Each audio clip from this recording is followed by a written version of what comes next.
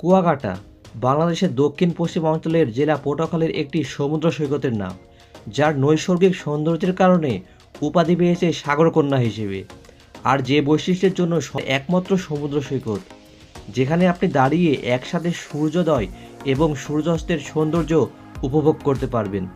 এখানে আসলে আপনি খুঁজে পাবেন বিস্তীর্ণ ঝাউবন, সাদা বালি, সবুজ আর সাগরের এক নিবিড় সম্পর্ক, যেখানে মনের সব দুঃখ কষ্ট যন্ত্রণাকে আপনি চাইলে সাগরে বিলিয়ে দিতে পারবেন। পদ্মা সেতু চালু হওয়ার পর থেকে কুয়াকাটা পর্যটন শিল্পে দেখা দিয়েছে এক নতুন সম্ভাবনা। ঢাকা থেকে সড়ক পথে মাত্র 5 ঘন্টায় পৌঁছানো যায়।